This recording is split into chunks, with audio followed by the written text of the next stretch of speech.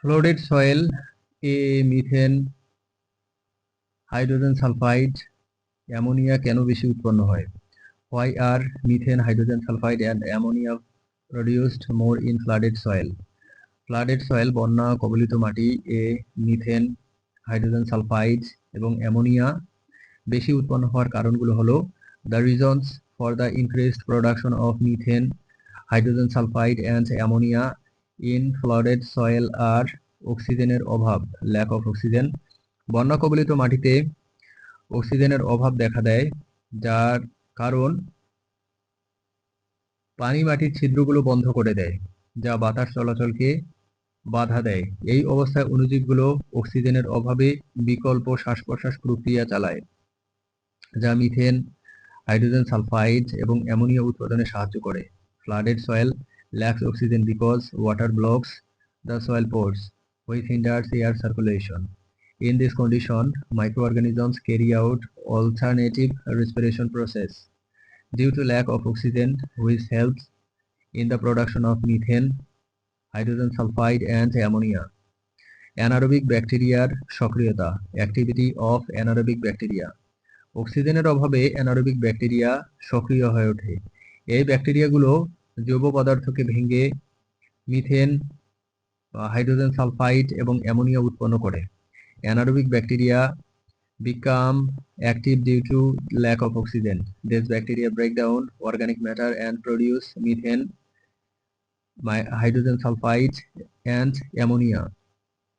Methanogenesis, বন্যা কবলিত মাটিতে মিথানোজেনেসিস ব্যাকটেরিয়া কার্বন ডাইঅক্সাইড এবং অন্যান্য জৈব যৌগ ব্যবহার করে মিথেন গ্যাস উৎপন্ন করে। এটি অক্সিজেনের অনুপস্থিতিতে ঘটে। In flooded soil, methanogenesis bacteria use carbon dioxide and other organic compounds to produce methane gas. This occurs in the absence of oxygen. Sulphate বিজারণ, সালফেট রিডাকশন। অক্সিজেনের অভাবে কিছু ব্যাকটেরিয়া সালফেটকে হাইড্রোজেন সালফাইডে পরিণত করে। এই প্রক্রিয়া সালফেট বিজারণ নামে পরিচিত।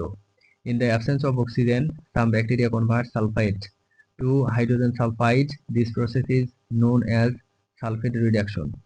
অ্যামোনিফিকেশন, অ্যামোনিফিকেশন হলো এমন একটি প্রক্রিয়া যেখানে জৈব নাইট্রোজেন যৌগ অর্গানিক নাইট্রোজেন কম্পাউন্ডস ভেঙে অ্যামোনিয়াতে পরিণত হয়। বন্যা কবলিত মাটিতে অক্সিজেনের অভাবে এই প্রক্রিয়া দ্রুত ঘটে।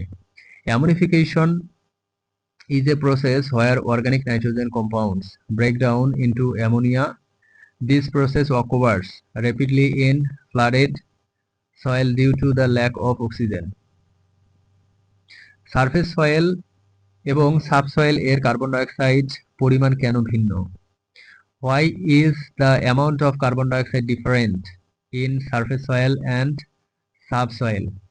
সারফেস সয়েল উপরের মাটি, সাবসয়েল নিচের মাটি এর কার্বন ডাইঅক্সাইড পরিমাণে ভিন্নতা থাকার কারণগুলো হলো the reasons for the difference in the amount of carbon dioxide in surface soil and subsoil are জৈব পদার্থের পরিমাণ, amount of organic matter।